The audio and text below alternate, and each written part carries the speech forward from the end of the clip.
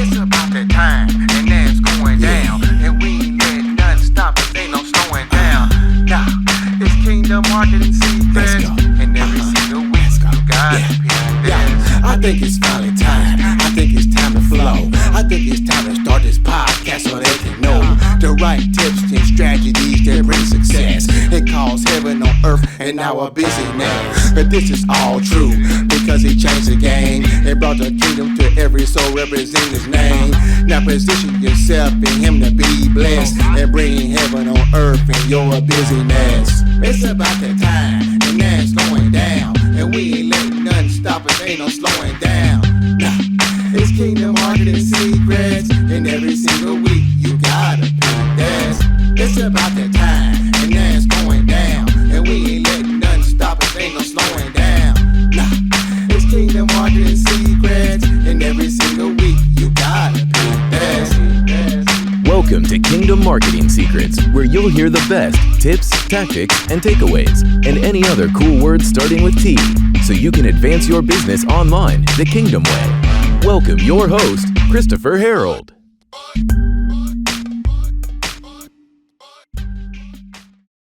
Hey, yo, what's up, everybody? Welcome to episode 22 of the Kingdom Marketing Secrets Podcast. I'm your host here, Christopher Harold, the Marketing Superman. And man, today is a part 3, guys. You made it to part number 3 of this 3-part series I've been sharing with you, how to create the right bait in your business. Now, if you have not listened to part 1 and part 2, part 3 is not going to make any sense to you, right? So what you need to do, if you're just checking this out for the very first time, first thing I want to say is welcome and congratulations for making a very wise and smart decision. The Kingdom Marketing Secrets, I say this now, it is the #1 podcast you probably never heard yet. But our podcast is so different than a lot of other podcasts out there because we share #1 from a kingdom perspective. And you get real nuts and bolts online marketing strategies that work today, plus real nuts and bolts kingdom strategies that work today and biblical strategies that work today as well. And it combines those two worlds. And we do it in a very unconventional way. I mean, you should be able to tell, #1, by the theme song that we have here. If you listen to this podcast right now, we got a music video for this as well. Just go on YouTube and just search Kingdom Marketing Secrets Podcast video, and you actually will see a music video for that theme song as well. But there are not many podcasts that have a theme song like we have here, right? And so we try to do everything different and showcase the talents that God has given us, and we're just scratching the surface. Wait to what's about to happen. But again, welcome again. This is an awesome time right now in this 3-part series we've been sharing with you. Definitely as well, one thing I want to ask you to do, if you're here and you're getting benefit from the podcast, you're getting value from the podcast, is #1 is leave a review. You know, especially if you're watching this, listening to this, I should say, like on Apple Podcasts, they got a review system there. Leave a review on Apple or Google or wherever you might be listening to this. Leave a review. #2, hit the subscribe button. Subscribe to this podcast. That way you'll be notified each and every time when I upload something new. And #3, share it with others, all right? Don't be selfish with this information. Don't be selfish with this content because truth be told, the amount of value that I'm giving you, the average person out there will sell for $2,000, $5,000, $10,000 or more. And you get, so don't devalue this information because I'm not charging for this podcast, all right? But appreciate it and just show me that you do by showing some love, and I definitely appreciate that as well. So without further ado, my friend, it's time for part 3. If you have a business and you've been wondering, okay, what do I need to do to grow my business more? What do I need to do to maybe attract better clients or better leads, or different things like that? This training here was a training that I did for my clients and students in my online Dream Machine Blueprint program. And they invested anywhere from $2,500 on up to be a part of that year-long program. And this training here was a part of that package that they had received. And I broke it up in 3 parts for you.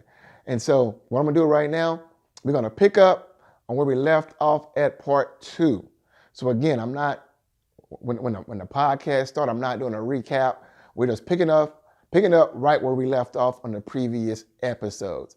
So again, If you have not heard part 1 or part 2, go back and listen to those first. Or if you have not heard part 2 yet, but you have part 1, then go listen to part 2. Then go ahead and start with part 3. That way everything will flow and it make much more sense to you as well.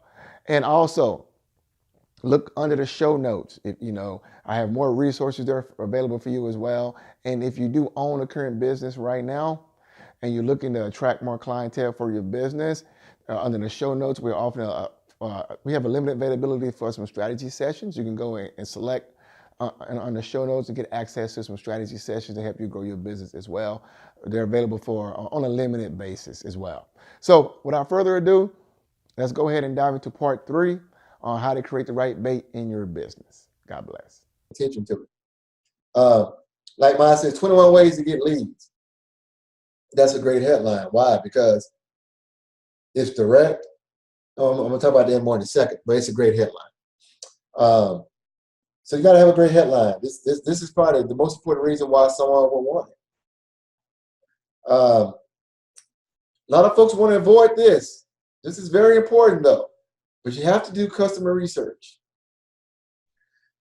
You need to ask questions, if you can, from about 12 people in your potential market or customer base. If you're in a travel niche or weight loss, you need to ask questions from people. Why? Because they will tell you exactly what to create. Now, here's the deal.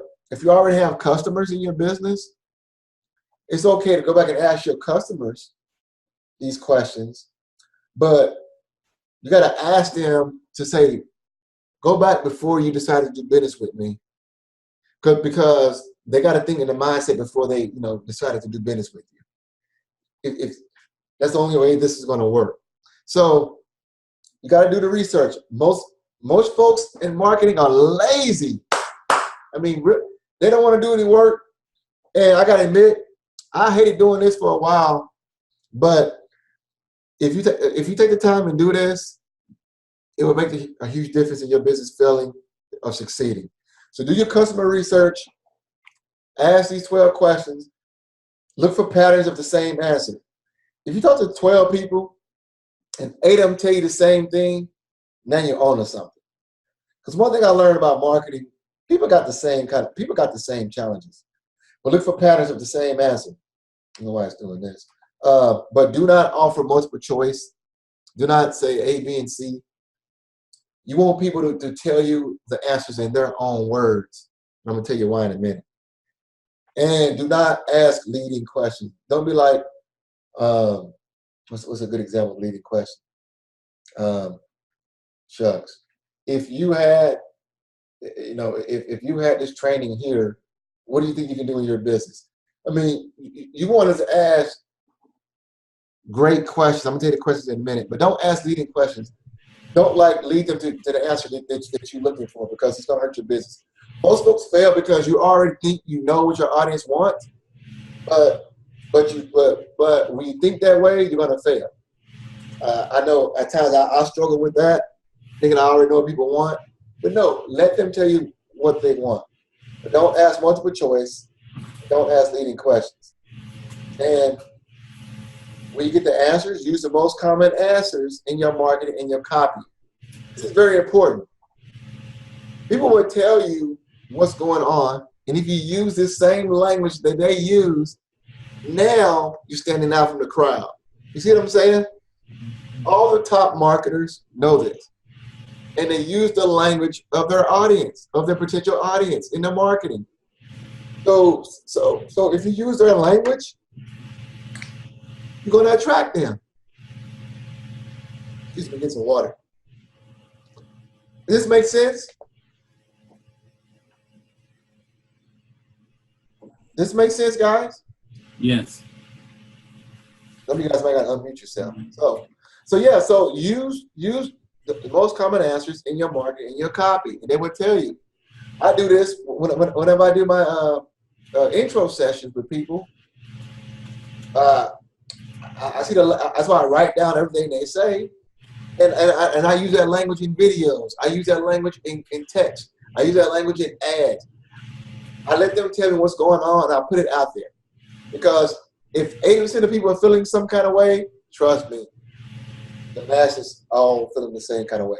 So these are the 5 must-ask questions. Number 1 is, what's your biggest problem or challenges?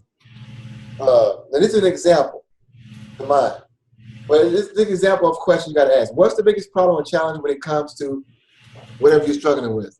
I say Facebook ads because I teach Facebook ads, and I'm about to start doing that with a lot of other entrepreneurs. But the question is, what's the biggest challenge or problem you're having when it comes to weight loss or lack of income or not having time? This identifies the number 1 problem that they're having. Second question is called a goal question. It's an example. What is your goal, say, for your Facebook ads? What do you want out of it?